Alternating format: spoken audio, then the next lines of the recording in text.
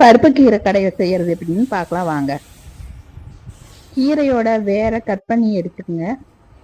Cut பண்ணி clean பண்ணி வச்சுக்கோங்க. துவரம் பருப்பு ஒரு டம்ளர் எடுத்து வாஷ் பண்ணி வச்சுக்கோங்க. அதில் 6-7 பூண்டு சேர்த்துக்குங்க. கொஞ்சம் சின்ன வெங்காயம் சேர்த்துக்குங்க.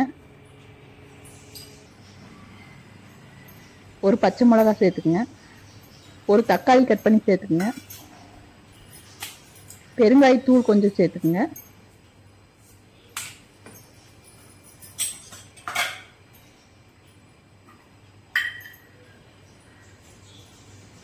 மஞ்சத்தூள் கொஞ்சம் சேர்த்துக்குங்க. ஜீரகம் கொஞ்சம் சேர்த்துக்குங்க.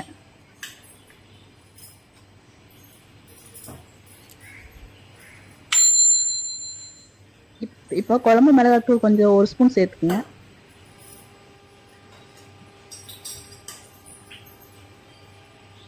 தண்ணி அளவா சேர்த்துக்குங்க பருப்பு வேகிற அளவுக்கு.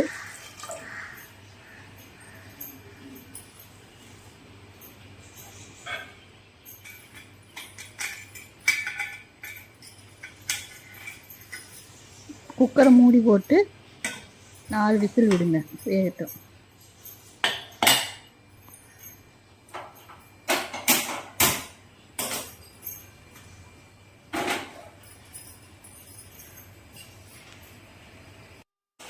இப்போ கீரையை க்ளீன் பண்ண கீரையை கட் பண்ணி வச்சுக்கலாம். இப்போ விசில் வந்து ப்ரெஷர் அடங்கிருச்சு, பருப்பு வந்துருச்சு. இப்போ கீரை போடலாம். கட் பண்ண கீரையை போட்டுக்குங்க. மூடி போட்டு வேக வைக்க வேண்டாம், அப்படியே வேக விடுங்க. 2 நிமிஷத்துல கீரை வெந்துடும்.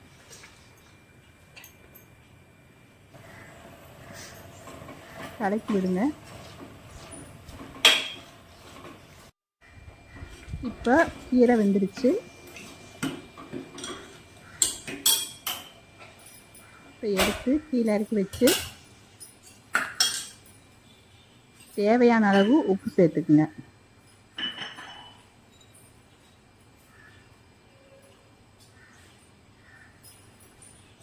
உப்பு சேர்த்து கலக்கி விட்டுட்டு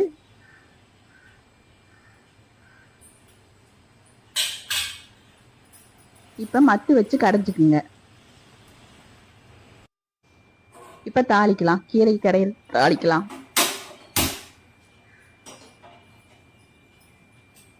கடாயை வச்சு சூடானோடனே எண்ணெய் கொஞ்சம் சேர்த்துக்குங்க.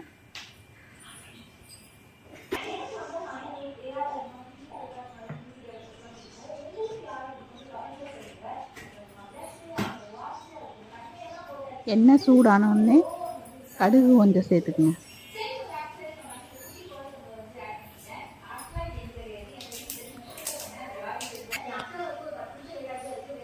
கடுகு பொரிஞ்சிட்டு இப்போ சின்ன வெங்காயம் கொஞ்சம் சேர்த்துக்கலாம். வரமிளகாய் கொஞ்சம் சேர்த்துக்குங்க.